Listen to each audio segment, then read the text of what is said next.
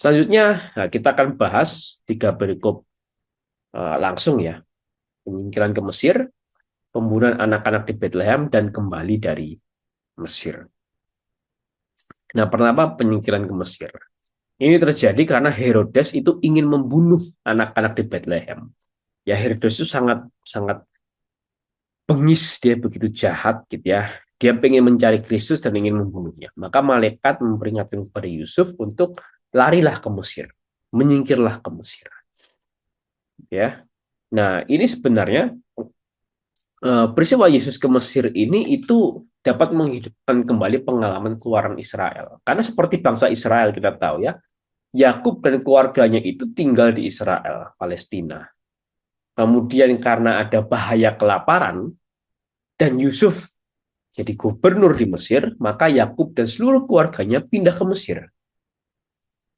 Nah, setelah kemudian Yusuf mati dan bangkitlah Firaun yang zolim dan bangkitlah Musa, maka bangsa Israel dibawa kembali lagi ke tanah Israel atau Palestina. Nah, begitu juga Tuhan Yesus. Tuhan Yesus lahir di Bethlehem, Israel. Kemudian karena ada bahaya yang mengancam nyawa Kristus dari Herodes, maka dia menyingkir ke Mesir. Nah, setelah Herodes mati, Kristus itu dan bersama dengan seluruh keluarga kudus kembali lagi ke Israel, khususnya nanti kembali lagi ke Nazaret, Galilea. Nah, itu menghidupkan kembali pengalaman dari Mesir. Dan ini memenuhi nubuatan dari Hosea 11 ayat 1. Dari Mesir kupanggil anakku itu.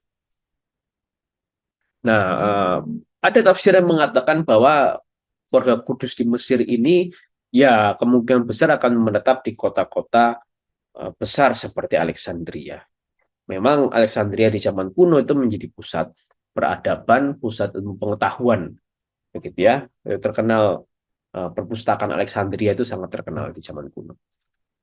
Nah, tapi dalam kisah perjalanan keluarga kudus di Mesir ini, saya mau mengutip satu tradisi dari salah satu gereja apostolik, gitu ya, salah satu gereja yang satu kudus Katolik dan Apostolik, yaitu gereja Ortodoks Koptik, begitu ya. Kenapa saya kutip dari tradisi gereja Ortodoks Koptik? Karena gereja Ortodoks Koptik ini sudah berdiri di Mesir, berpusat di Alexandria itu sejak abad pertama.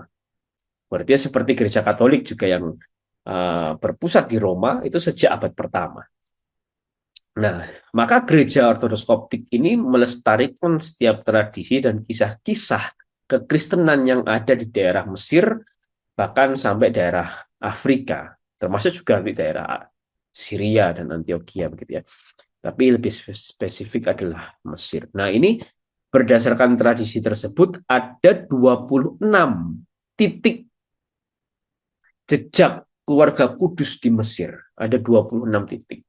Dan situs-situs keluarga Kudus di Mesir itu masih bisa kita kunjungi sampai sekarang.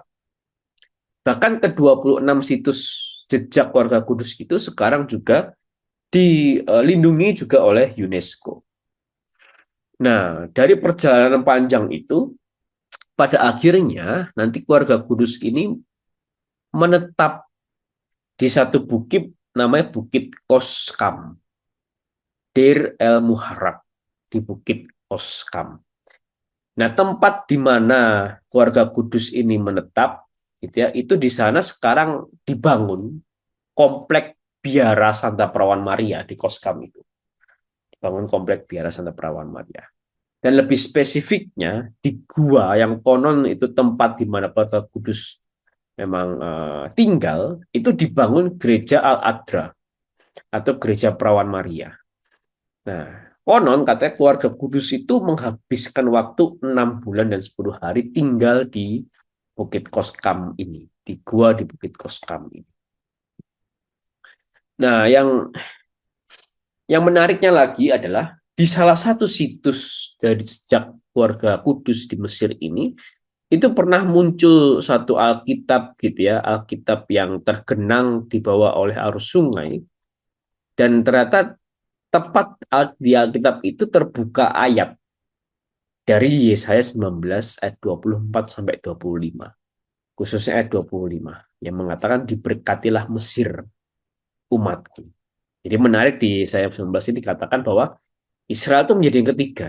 Yang pertama itu Mesir, kedua Asyur, dan ketiga adalah Israel.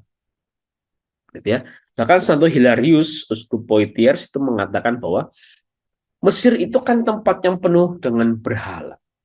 Tempatnya di mana patung-patung dewa-dewinya itu tinggi-tinggi, besar-besar, menjulang besar sekali. Dengan piramid-piramidnya yang sangat megah, sangat luar biasa, sangat besar sekali. Tapi justru di tempat penuh berhala inilah Kristus bersama dengan keluarga kudus itu datang ke sana. Itu.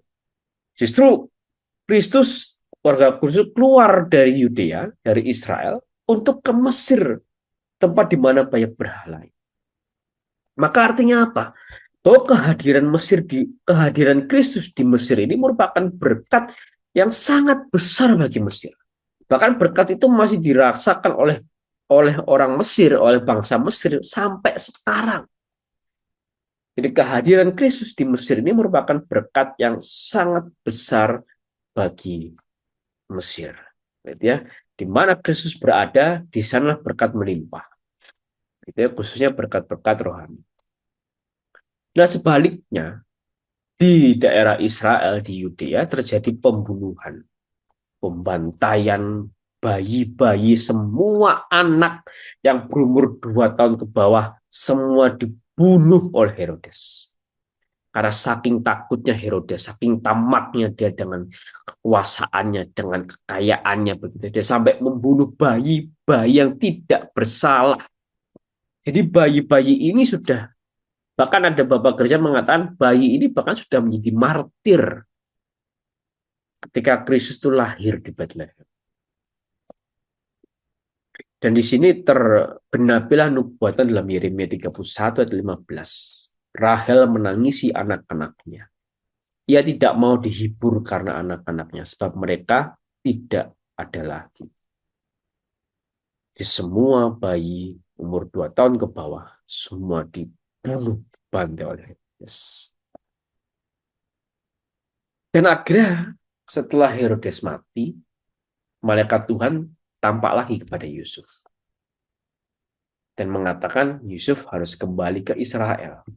Maka kembalilah Yusuf ke Israel. Dan Yusuf nanti akan kembali ke Nazaret, Galilea. Dan ketika Herodes mati ini, dalam catatan sejarah, gitu ya, seperti sejarah dari Santo Eusebius Caesarea dan Josephus juga mengatakan bahwa Raja Herodes ini mati dengan penyakit yang aneh, dengan cara yang sangat menyiksa sekali. Kenapa? Karena dia bukan hanya, tadi saya katakan Raja Herodes itu sangat bengis, gitu ya. Dia bukan hanya membunuh bayi yang tidak bersalah, tapi dia juga menangkap, memenjarakan para kepala dan bangsawan dari seluruh bagian Yudea. Bukan cuma itu, bahkan anak-anaknya pun dibunuh sama dia. Gitu ya. Itu saking bengisnya dia, saking jahatnya dia, saking tamaknya dia dengan kekuasaan dan kekayaan. Bahkan Theophylactus, uskup Ohrid, dia menyampaikan, mencatat bahwa Herodes ini mati dengan cara dia kena demam, sakit di usus, gatal-gatal, pembengkakan kaki, pembusukan bagian intim, ada cacing, sulit bernapas, gitu ya, kejang-kejang, sebagai macamnya. Ini mungkin mirip sekali dengan kematian Raja Henry ke-8, kalau teman-teman ada yang tahu ya, itu ayah dari ayah dari Ratu Elizabeth pertama, gitu ya, Raja Henry ke-8. Itu wafat dengan sangat menderita. Itulah Raja Herodes. Maka terbalik dengan Kristus yang membawa berkat bagi seluruh Mesir. Justru kehadiran Herodes di Yudea itu merupakan kutuk yang sangat besar bagi Yudea. Gitu ya. Nah, di sini kita bisa belajar apa? Pertama, kita bisa belajar bahwa kita bisa introspeksi, refleksi bagi diri kita. Selama ini ketika kita datang ke satu tempat, ketika kita hadir ke suatu tempat atau suatu daerah, suatu pertemuan, begitu ya. Apakah di sana kita seperti Kristus yang membawa berkat bagi tempat itu, atau justru kita seperti Herodes yang membawa kutuk bagi tempat itu? Yang pertama. Kemudian yang kedua, mentalitas apa yang kita punya? Tadi Leo sudah ceritakan bahwa Kristus itu lahir di keluarga yang sangat sederhana. Buktinya apa? Pertama, mereka Kristus lahir di kandang domba, begitu ya. Mereka tidak bisa menyewa penginapan karena memang penuh saat itu. Dia harus lahir di kandang domba yang sederhana. Bahkan semasa hidupnya pun kita tahu bahwa tadi Maria dan Yusuf mempersembahkan burung, sepasang burung. Itu menandakan status ekonomi mereka, status sosial mereka yang berada di bawah status sosialnya. Dan Kristus lahir dalam kondisi keluarga yang seperti itu, yang sangat sederhana, bahkan tergolong miskin. Tapi justru kehadirannya di Mesir itu menjadi berkat. Jauh berbeda dengan Herodes, yang dia dengan setiap kekuasaannya, kekayaannya, tapi justru kehadirannya membawa kutuk. Nah, mentalitas apa yang kita punya sekarang? Sederhana seperti Kristus, khususnya sederhana dalam hati kita, dalam perilaku kita, dalam sikap kita, apalagi sekarang zamannya sosial media ya, banyak sekali orang yang malah justru memamerkan kekayaan, begitu ya, flexing istilahnya, gitu ya, dibanding memamerkan kesederhanaannya. Nah, itu menjadi tantangan besar bagi kita di zaman sekarang, yang kita bukan hanya setan lagi kita lawan, begitu ya, tapi kita juga harus melawan teknologi yang bisa membuat kita jauh daripada Kristus. Itu yang kita pelajari dari perikop